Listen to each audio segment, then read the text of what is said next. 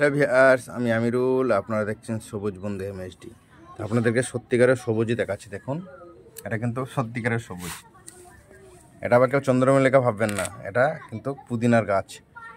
একটা টবে রয়েছে, তা কীরকম গ্রোথ করে ঝাড় নিয়েছে দেখুন।